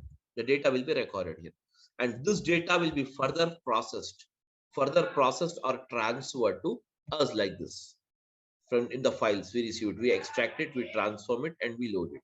Ultimately it will go like this. Okay, so now, guys, so basically IoT sensors, I can give you one example. Guys, whenever you travel and okay like on the highways, once you will enter a basically a type of a town or a village, at the starting of this town or a village, you will find some a very big table fans which is rotating very slowly. Am I right? Which rotates very slowly. What it does exactly? That measures the wind, and those fans are nothing but a machines at sensors only, and those are connected to the computers, and whatever the thing is recorded, the data will be transferred to the computer, and from the computer again the data will be that is kept into the files, and again it is transformed further for this analysis. So basically this is how exactly the process moves on here. Okay, so guys, okay, all of you following or not, please let me know, guys. Yeah, we can able to follow. Now, next, after this, again, you have what is that? Guys, the fifth one is human generated data. Human generated data, it's not basically you will have that massive, but still it can be considered as a big data only. Human generated data means the data which is generated by you and me. Okay, the normal routine data, that is basically a kind of a human generated data. So this is also considered as the part of big data. But guys, this big data this big data is basically has some categories. That means we can say types of big data. We can have various types of big data. So now I will say types of data. Now, guys, what are the types of big data?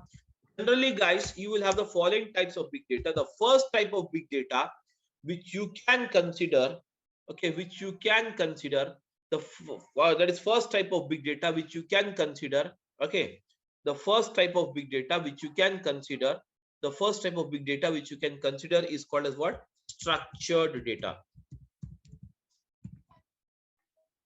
Structured data means what? I'll type it. Guys, I'm writing it: name, ID number, and salary. Can you see this is the thing we have it. Name is, let us say, Alan. And now, guys, I'm using the ID number as something like this, and salary I'm making a sum, okay, 10,000. And Bobby, 20,000. Carl, 30,000. These are the basically. Can you see here, guys? This is the data. Where can you see this data is in which format? It is in the proper format of rows and columns or not? These are the rows and these are the columns. Am I right, guys? Everyone? Yeah. These are the rows and these are the columns. This kind of data is proper data. Hence, it is called as what? Structured data. This kind of data is called as what, guys? unstructured data, the data which is placed into the proper form of rows and columns. The data which is placed in the proper form of rows and columns is called as what? Structured data. Am I right, everyone? Yes, am I audible, guys? Yeah, what happened? Am I audible to everyone or not? Yes. So now, guys, this is nothing called as what? Structured data. Next one is what is it? You have it. The second one is semi-structured data. Semi-structured data means what? This data is purely not structured as well as not unstructured. It is semi-structured. You will have some semi-structured, such as you have the data into what's that? JSON files. For example, I'll give you the JSON file, how the JSON file looks like and how the data will move. The data in the JSON file will be given in the curly braces. Now, if at all I'm writing the first, I'm calling defining this data into JSON format, how the data will be. Let us see it here. Name under the quotes, double quotes, and use the colon, ALN. Now, guys, use a comma. After this, use it again. ID.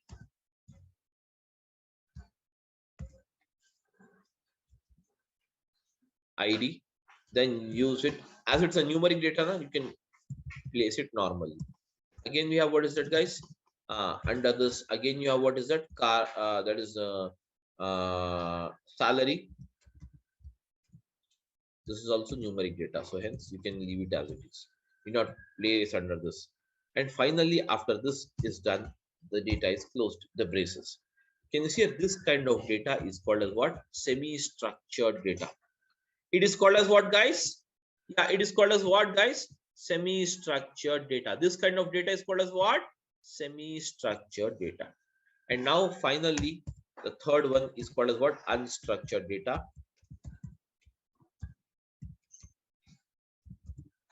Unstructured data is nothing but guys, this unstructured data is nothing but basically there will be no particular structure, such as the photos in your mobile phone, the videos, the chat history, and the voice notes. All these comes under the unstructured data only. There is no proper structure for it. Okay, there will be no proper structure, guys. There will be no proper structure. There will be no proper structure. Okay, there will be no proper structure. All the that is nothing but data is called as what? Unstructured. 80% of the globe, 80% of the data from the globe, we'll get it in what? Unstructured format only. 80% of the data across the globe, we'll get it in what? Unstructured format only. So guys, these are the types of big data we can have: structured, semi-structured, and unstructured. And this structured, semi-structured, and unstructured can be placed into what is that? Into this type of files, or into this databases, or we can extract it from the live streaming. Further, the as it is process. So this is how the entire structure works. So is everyone clear with this, guys, or you have any doubt? You can ask me now.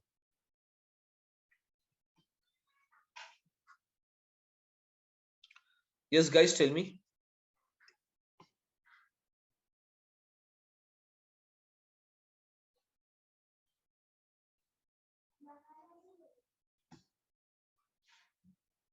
Guys, tell me now. No, Samir, no doubts as of now. Okay. So this is how the things works off. Okay, guys. That's it. So for the day, guys, that's it for the day. And So with Azure Databricks, what kind of data we usually handles, like structured or non-structured? unstructured only. Unstructured only. Okay. Unstructured, semi-structured, and structure. 3 of them will handle it basically. Not mostly you will have semi-structured data. Okay. Thank you. That's it, guys. So this is the thing we have it. Please go ahead now. So to learn Databricks, do we need any predefined technical background? Hello, Do you? am I audible? Yeah, tell me. Yeah. No, I'm just asking, what are the prerequisites to learn this Azure database? See, I don't have any basically, background in the field. yeah, prerequisites is that if you know the Python, or if you know the R, or if you know the SQL, that is very well. You can just you can just understand the code what you can do. If not, also I will explain you, and you have to put your efforts much on that, because this is basically a purely type of a technical job where you have it, what we are doing in Databricks. If you don't want the amount of coding, you don't need actually the coding, simply you can go with the ADF rather than going with the ADB. Okay, so I'm basically ETL background. Okay. Yeah, So what do you suggest? Should I go for ADF or ADB? I'm not really sure. And I would like to be you're basically you're technical, you're from technical background or non-technical, or I am basically an ETL developer, Informatica developer. then you can go with the ADB. Why not? Definitely ADB will work for you. Okay. And to be a Azure data engineer, what are the services we need to know? Like For Databricks is to be an Azure data engineer, you, if you know ADF, then also you'll call as a Azure data engineer. If you know ADB, then also it is called as then also you are called as a Azure data engineer. If you know the Synapse, then also you will call as a Azure data engineer only. okay. So either one also should be fine in that case, right? Yeah, No, I that's not. heard the reason Yeah. I'm asking, I heard ADF also like something like it's an ETL tool only. And here you have mentioned ADB also ETL tool only, right? See, if So you just have, trying to see understand. what is the companies are doing till the job of data ingestion in a project. I'm telling you the live session, live scenario what is going on right now in most of the projects. Up to the data ingestion, ingestion means what? Extraction. Up to this data extraction, they're using the ADF. Further, for transformation and loading, they're using the ADB. Some projects, Okay. because you have So more good facilitation, or we can say good facilities, or very flexible to perform the process of data ingestion using this that is ADF, because ADF does not uses any code. It is basically a menu driven this thing. But here you will have to write the code for everything: extraction again, transformation, and again loading again. Basically, using this ADB, you can design. It is mainly focused on the visualization, data visualization. That means visualization in the sense performing the analysis on the data, etc. okay. So my understanding is like ADF might be something like a tool based like ETL. You can go with And this ADF or ADB, anything, because already you have a technical background. You need not worry about it. okay. And both are not, if I would like to join any training, both are not Both necessary. means it will be very good. No issues. Okay. I'm trying to join any one of these. So what do you suggest? Should I start with ADF or ADB? Like being an ETL That you have to decide it. I can't tell, because you basically, I'm telling you now, if you are mainly, you think that you can manage the amount of coding, then you can go with the ADB. If you don't want the coding, because ADB is required anyways in the process. One time in one situation, you can do the job without ADF also, but ADB is very mandatory to have it mostly. So just how it's better to have ADB knowledge. You can just decide it. That's not a problem. Okay. Yeah, I got it. Thank you. That's it. Thank you, guys. Thank you, everyone. Any other questions? Sir, may I know what is Synapse used for? Synapse is totally a visualization process. It is basically called as a data warehouse of Azure. Synapse. Okay. So data visualization, analysis. I told you now, analysis, data visualization, all analysis from this part.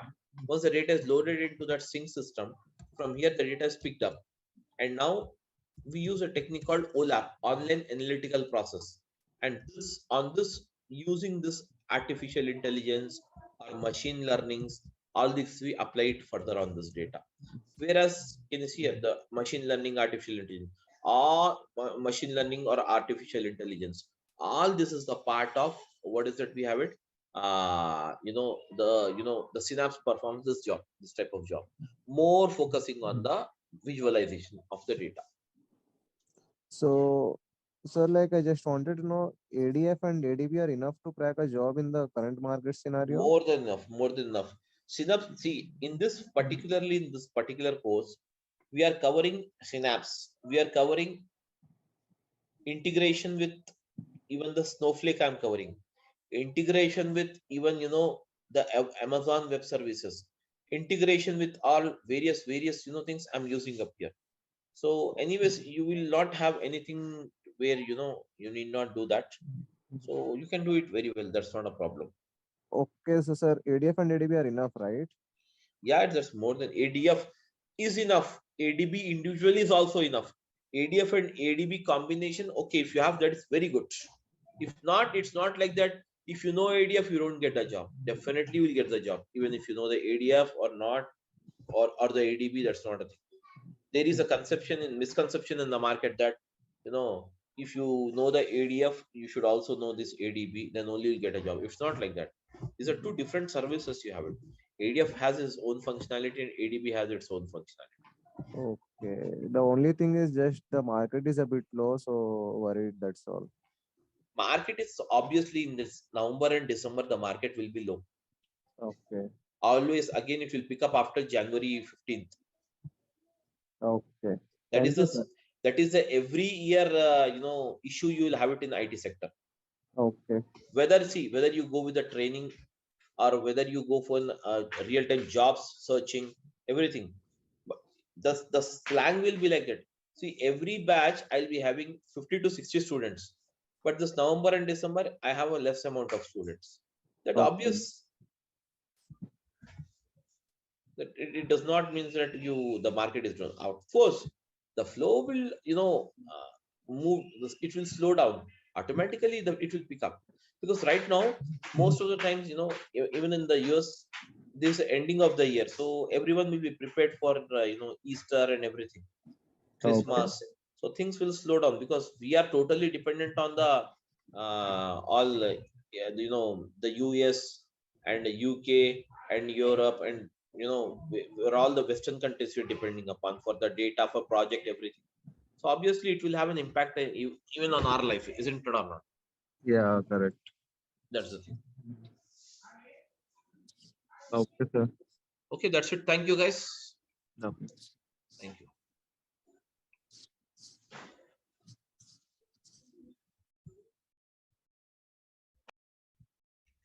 Yes, am I audible, Yes, guys? sir. Yes, sir. Good morning. Okay, so let us start now. So Azure Databricks. Okay, guys, Azure Databricks.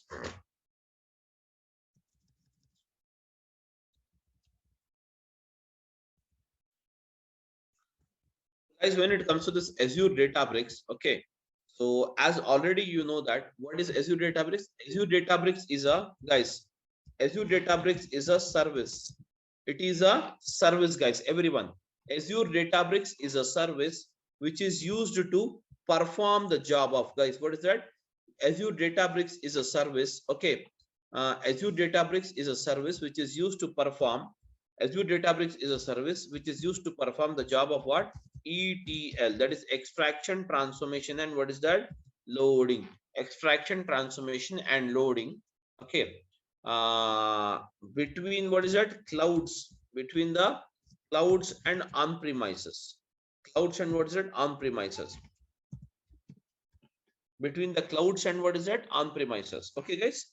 So now between the clouds and on-premises. So here, okay, guys. So when it comes to this ETL, so now, guys, ETL is what basically? It is a service provided. Can you say Azure Databricks is a service provided by Microsoft, and to perform the job of ETL between the clouds and what is that? On-premises. Between the clouds and what is that? On-premises. So now, guys, let us try to see this. Okay. So what is basically an ETL? So ETL, as we know that it stands for what? Extraction. It stands for what? Extraction, transformation, and what's that? Loading. Extraction, transformation, and what is that? Loading. extraction, transformation, and loading. Now, guys, when it comes to this extraction, transformation, and loading, this is a process. This is a process, all of you. This is a process of, is what is that? Data summarization. This is a process of what, guys? Data summarization. This is the process of what? Data summarization. This is the process of what? Data summarization. Okay. It is the process of what? Data summarization.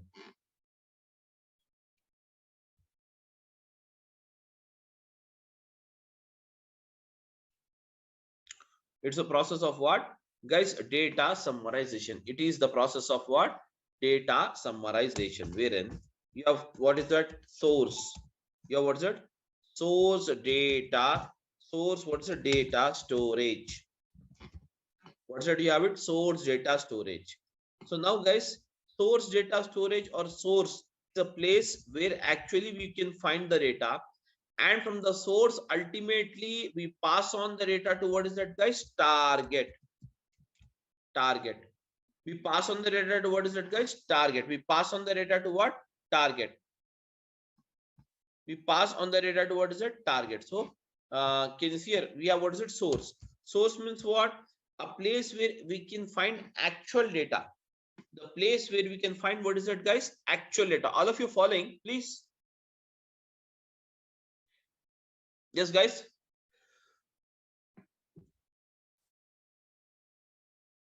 Yeah, am I audible?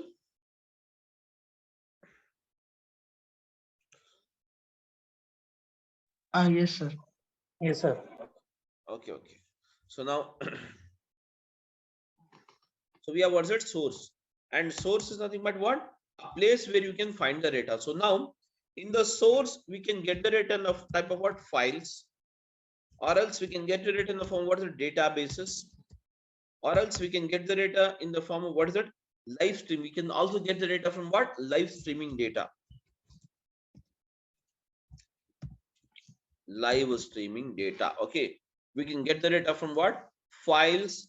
We can get the data from, what is that? Files. We can get the data from what? Files. We can get the data from what? Databases. Else we can get the data from, what is that? Live streaming data. Anyways, guys, so these files, can you see here, are of what? We can have the CSV files. We can have, what is that? JSON files. We can have what? A CSV file, JSON file, and then we have, what is that? Excel files, etc. Can you see here? These are the various type of files you have it. These are the various type of files you have it, guys. What is that? These are the various type of files we have it. Okay. What is that? We have the, these are the various type of files we have it.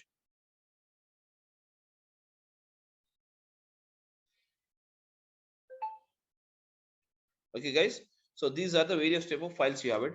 So what we do is, ultimately we pull in the data.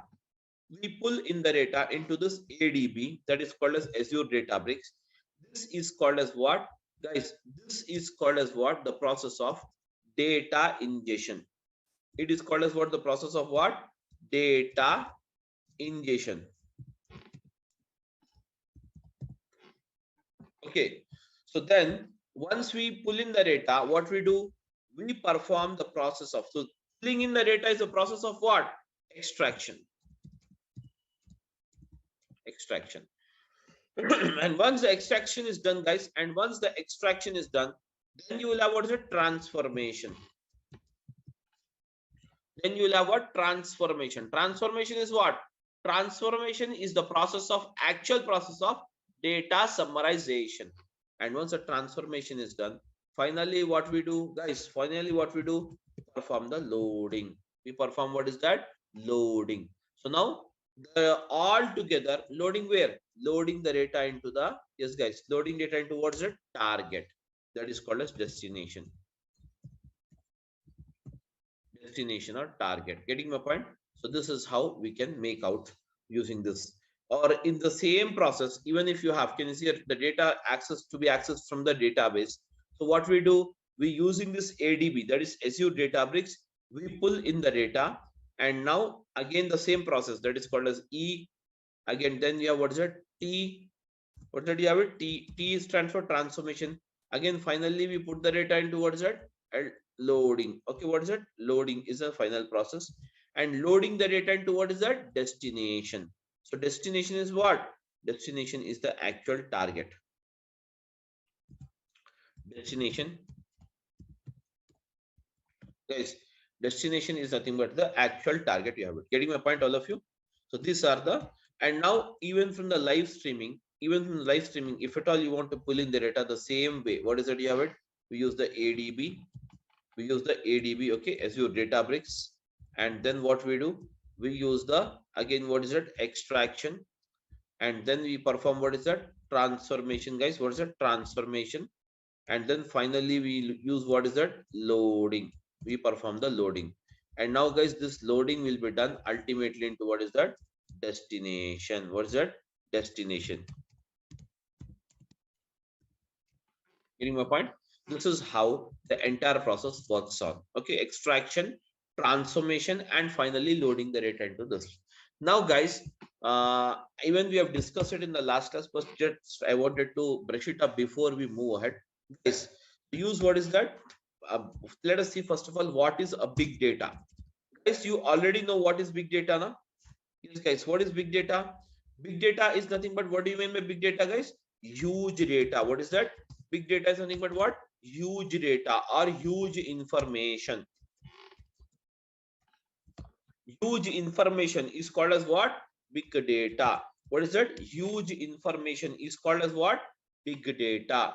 Guys, huge information is called as what? Big data. So now, guys, big data. So what are the sources of getting the big data? Can you just tell me, guys, from where you can get it? Yes, any idea?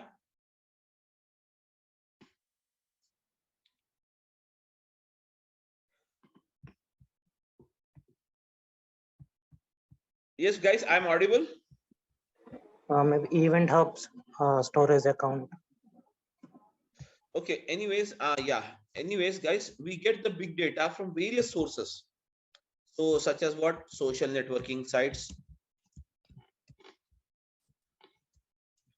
Social networking sites. Okay, guys, we get the data from what? Social networking sites. That is big data. Such as, what do you mean by social networking sites? WhatsApp, Facebook. Okay, Facebook, WhatsApp. Then you have Twitter, Facebook, WhatsApp, Twitter. Then you have Insta, etc. These are all the, can you see here? These are all the social networking sites from where we get the data. So, guys, data.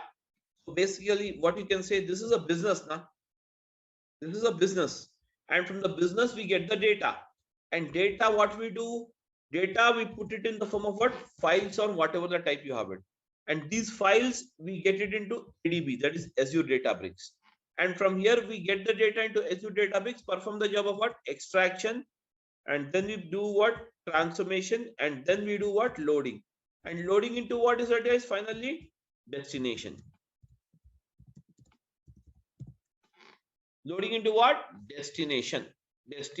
Getting my point? Loading the data into what is that? Destination. Okay. Loading the data into what is that? Destination. Finally, the data will be loaded into what? Destination. Okay, guys, everyone.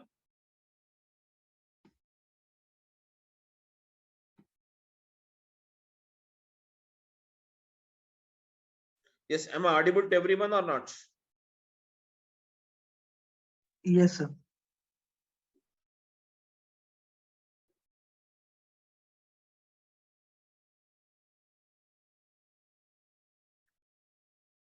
Okay, guys, that's it. So now, next, apart from this, we can also get the data. Yes, we can also get the data from what? Social networking sites. We can also get the data from what? Banking applications. We can also get the data from what? Banking applications. So what in the banking applications, we can get the data. And from here, what we do? We pull in the data. And now, this time, whenever you have a banking applications, the data will be loaded or data will be stored in the form of what? Databases only, guys. From the databases, what we do, we pull in the data, guys. We pull in the data again. The same process. What is that? Using the ADB Azure Databricks, we perform the job of what? Extraction, transformation, and loading. And now finally, once we load it, guys, finally once we load it, ultimately it will be sent towards destination. Now, likewise, you can also get the data from what is it? Human generated data. That means human generated data is very rare. Okay, human generated means the data which is generated by you and me. Okay, human generated data. And apart from this, we can also have, okay, same process. Human generated data will be again accessed into the ADB. And from the using the ADB, we perform the job of what? Extraction, transformation, and what's it? Loading. And ultimately, finally we load the data towards a destination. Finally, we load the data towards a destination. This is the destination you load it. Okay, guys. So yeah, what is that? Human generated data. What is it? Social networking sites. We can get the data from what? Social networking sites, banking applications, human generated data. Okay, guys, human generated data. These are the various things you have it. Getting my point, everyone? Now, apart from this, we can also get the big data in the form of what? Machine generated.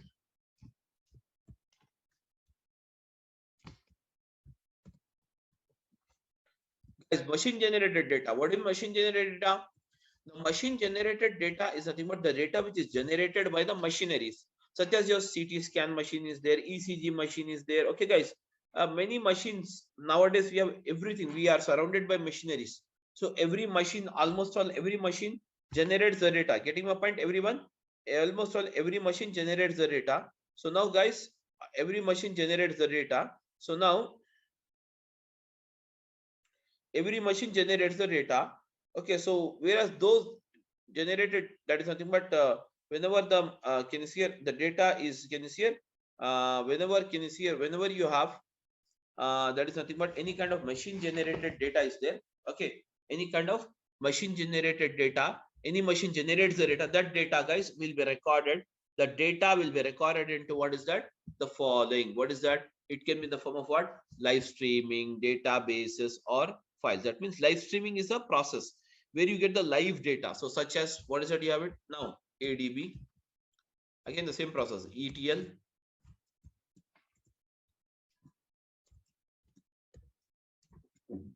Ultimately, from here, the data will be sent to what? Destination.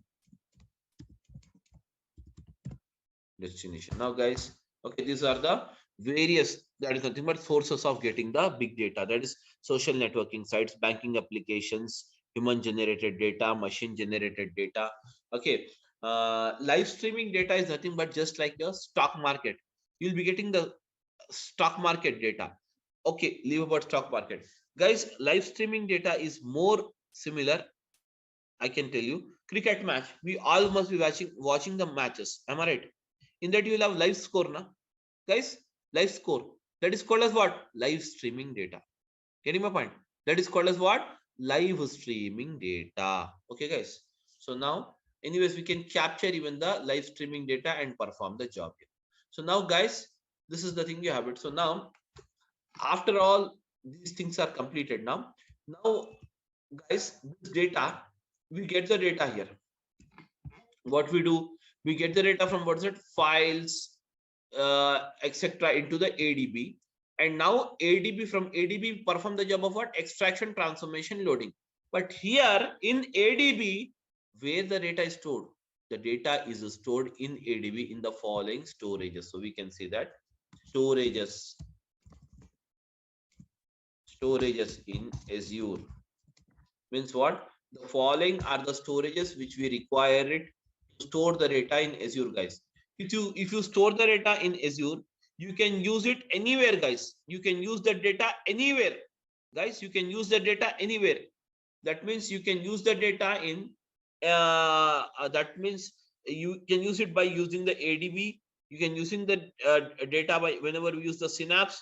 Even if you're using the ADF, Azure Data Factory, also if you're using it, we can use these storages as it is. Okay, it is just like common storages. What we can say is commonly used storages, guys. Okay. Commonly used storages. Okay. Yeah, guys, I'm audible. Yes, guys, I'm audible. Yes, sir. So now, Yes, okay. yes. So now, commonly used storage. What are those storages? Let us try to see this now. The storages. So first storage, I'm writing it here. Azure blob storage. Second one is Azure Data Lake Gen 1. Third one, Azure Data Lake Gen 2.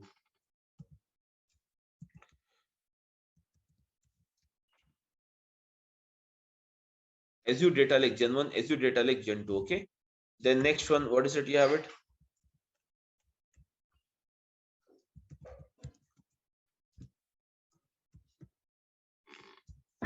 Azure Data Lake, or sorry, Azure, okay, SQL database. Then you have what's it? Azure Cosmos DB. That means this is called as NoSQL database, guys. It is called as what? NoSQL database. Getting my point, everyone? This is called as what? NoSQL database. Following everyone, guys, please.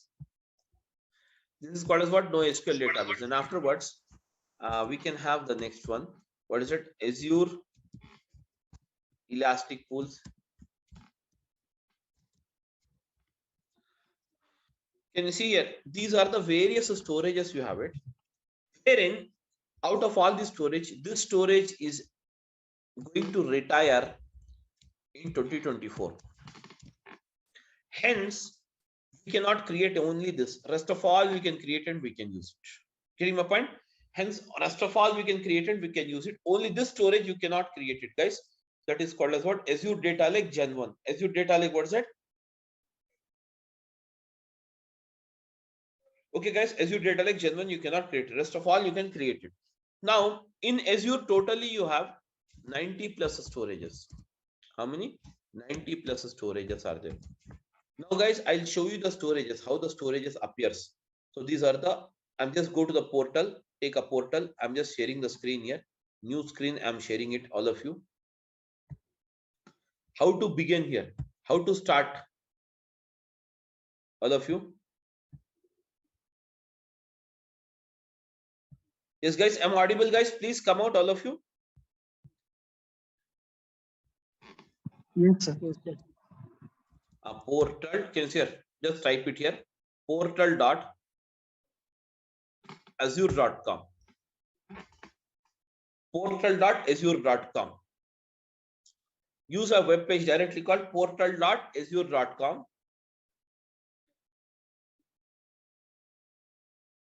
So in this, can you see here? You have a storages. So for seeing the storages, guys, click on more services. Click on the more services.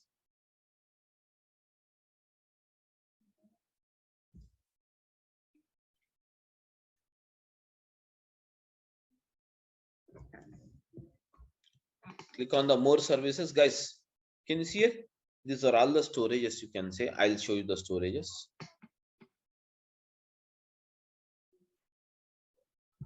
Can you see storage? These are all storages only.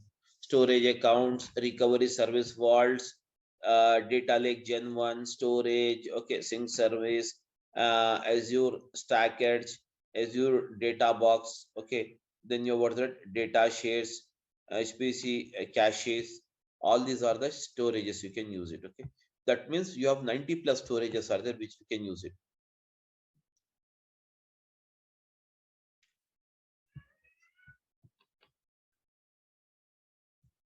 Guys, what is that you have it? Can see databases.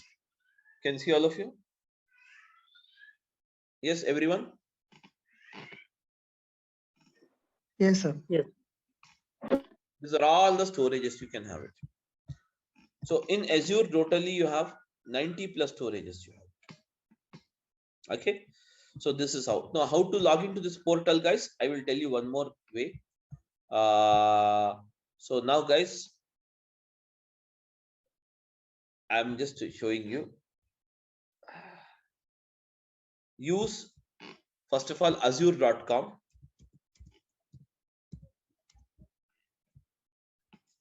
First of all, use the azure.com. Once you use the azure.com, guys, get your free account. You'll get it. First, click on this. Try Azure for free, getting started. Click on getting started or try Azure for free. And you can select getting started. Can you see here?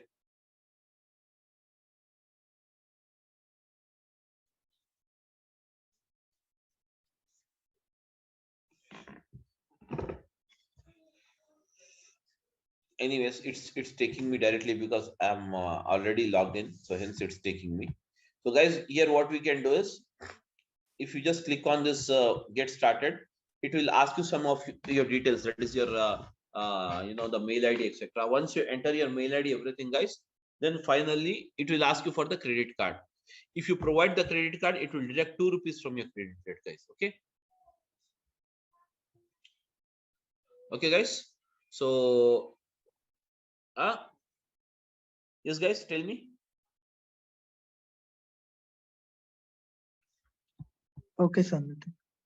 So now this is how. So finally, what we can do is finally what we can do is